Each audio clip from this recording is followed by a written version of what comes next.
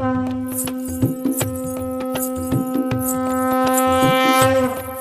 श्री कृष्ण प्रिय भक्तों, कैसे हैं आप सब लोग। आज हम आपके लिए लेकर आए हैं भोमवती अमावस्या की कथा। भोमवती अमावस्या पर हिंदू भक्त जल्दी उठते हैं और पवित्र नदियों में डुबकी लगाते हैं। यह स्नान सभी दुख और पापों से मुक्ति देता है। भोमवती अमावस्या पर पूजा का मुख्य देवता ग्रह मंगल है, जिसे अंगारक ग्रह, कुजा ग्रह या मंगल ग्रह के नाम से भी जाना जाता है।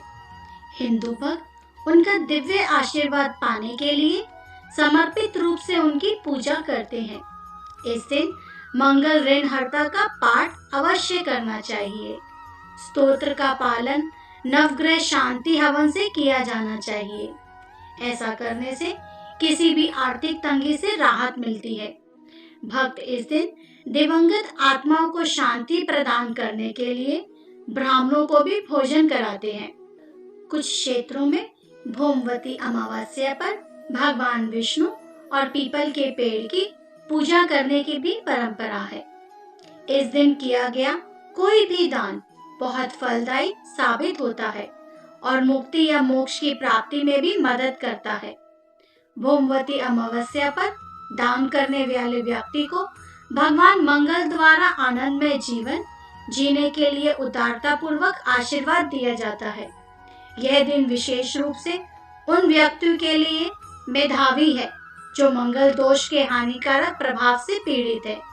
तो आइए हम सब मिलकर इस पावन कथा का श्रवण करें। एक नगर में गरीब ब्राह्मण परिवार रहता था। उनके घर एक बेटी थी जो बहुत ही सुंदर थी, लेकिन उसका विवाह नहीं हो रहा था। एक दिन एक साधु उसके घर आए और उसकी लड़की की सेवा से प्रसन्न हुए और उसका हाथ देखा। उन्होंने बताया कि उसके हाथ में विवाह की रेखा ही नहीं है। साधु ने बताया कि गांव में एक सोना धोबन है। यदि यह कन्या उसकी सेवा करे और वह इसके विवाह के समय अपनी मांग का सिंदूर इस बेटी को लगा दे तो इसका वैधव्य योग दूर हो जाएगा। तब ब्राह्मण पिता ने बेटी को उस धोबन की सेवा करने को कहा।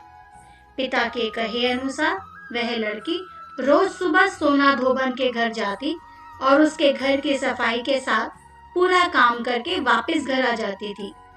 सोना धोबन ने अपनी बहू से कहा, आजकल तुम बहुत जल्दी घर का काम कर लेती हो, पता ही नहीं चलता। तब उसने कहा कि वह कोई काम नहीं करती, पता नहीं कौन ये सारे काम करता है। अगले दिन से सास और बहू निगरानी करने लगे। काफी दिनों बाद सोना धोबन ने उस कन्या को पकड़ लिया और उससे पूछा कि तुम इतने दिनों से मेरे यहाँ ये सब काम क्यों करती हो। तब उसने सोना धोबन को सारी बातें बताई। सोना धोबन तैयार हो गई। उसने जैसे ही उस कन्या की मांग में अपनी सिंदूर लगाई, वैसे ही उसके पति की मृत्यु हो गई। वह काफी दिनों से बीमार था। ब्राह्मण परिवार के घर से लौटते समय सोना धोबन ने रास्ते में पीपल के पेड़ को 108 ईंट के टुकड़ों की भंवरी दी और 108 बार परिक्रमा भी की। उसके बाद पानी पिया। उस दिन वह सुबह से निराहार और बिना जल पिए थी। पीपल की परिक्रमा करते ही उसका पति जीवित हो गया। उस दिन सोमवती अमावस्या थी।